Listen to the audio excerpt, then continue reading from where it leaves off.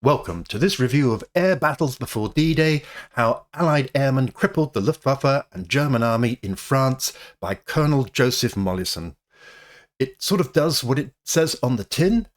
The gist is this quote from Eisenhower to his son whilst they walked around the beaches of D-Day, and the son remarked what terrible traffic jams were and how they'd be a perfect target for the Luftwaffe, and he said, if I didn't have air superiority, I wouldn't be here.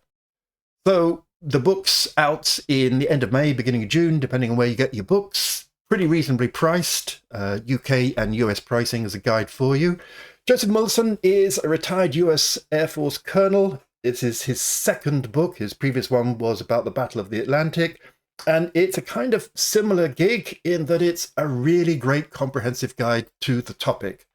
It's an extensive operational history. Underlined, capital letters. Well, not quite capital letters, but you get the gist. It covers everything from air attacks on canals and bridges and air bases and radar stations and trains and marshalling yards and V-weapons and fuel and deception measures. And it doesn't skate over the death of French civilians during these attacks. And it deals with flak and organisation and intelligence and doctrine and air-ground cooperation and planning and historical context. It's all there. And the sort of subtext, it's a tribute to Allied airmen in World War II and the service that they rendered to their countries. The argument is, again, to quote Eisenhower, if you see fighting aircraft over you, they will be ours. The Allied Air Forces contributed in so many ways to the preparations for the invasion of France.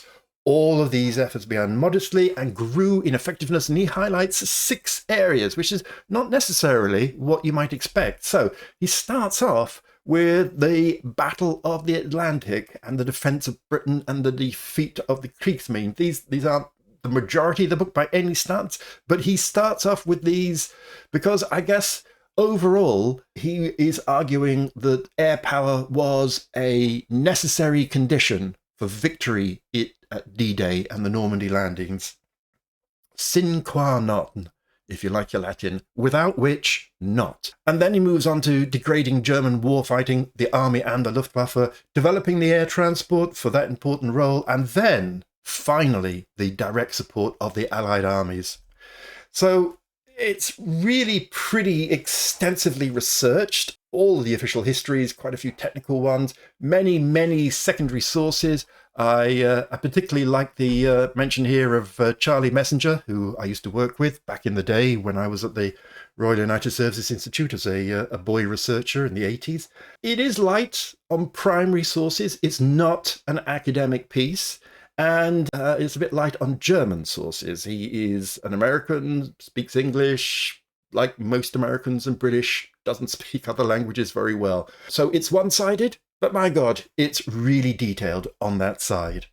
I originally called this pluses and minuses and strengths and weaknesses, but actually, you've only got a few hundred pages to cover everything, so you can't cover everything. So what has he chosen to cover, and what does that mean that isn't covered? So he's given you a commander's eye view of the campaign. If you wanted to be a staff officer at SHAPE, seeing how the air war unpacked itself, this is a great guide. If you want the individual human story of how airmen G.I. John did his stuff or whatever, that's not this book. It's rich in details and in breadth. It's longish, coming up towards 400 pages, but, that goes with the breadth territory. It reflects Mollison's lifelong service in the Air Force. That shines through. He's an airman, okay? Obviously, as an airman, he sees everything as an Air Force hammer looking like an air nail. I mean, it's just, I'm a navalist primarily. We all have our place where we come from. He does take the time to explain how they got there in the first place. He doesn't just begin in 44. He begins in 40, if not 39. So there's quite a bit of background in the book. It's important, it's foundational, he would argue, and I think I would support that. But if you want to get to the very end, well, you just need to, skip through a little bit. It focuses on operations and tactics and doctrine. It's not about the technical performance of the aeroplanes. It's not, a rivet counters book. It focuses, obviously, as indicated in the sources, on the Allied war effort, particularly the US Army Air Force, but I mean, British, French, etc. contributions are in no way neglected. The German Air Force is kind of done to, rather than a star of the book in its own right. And my heavens, did it get a lot of dunning too during this campaign. And there's tons of maps and diagrams and tables, of which I can see no downside at all.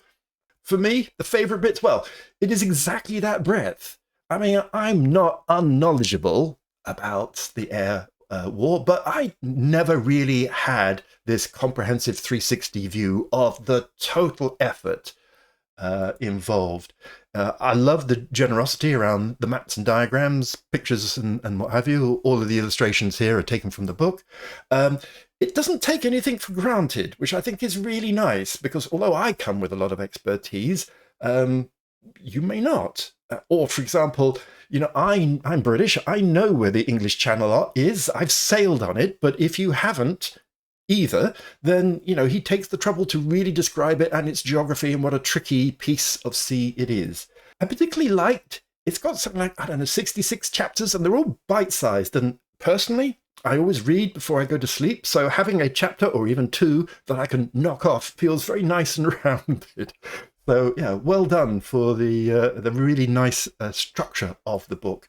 So, do I recommend it? Yes. I mean, if you're interested in World War II, yes. If you're interested in air power, absolutely. Or if you're interested in D-Day and the Normandy campaign, absolutely. I really liked that I just learnt things that I didn't really know.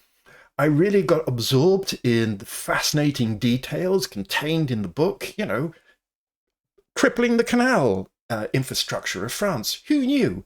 I liked the behind-the-scenes debates in Allied High Command about what to do, and I found it a very accessible and straightforward read. So, to be published soon on pre-order at your favourite book kind of place right now, get it if you're this kind of guy. Thanks for watching. See you next time.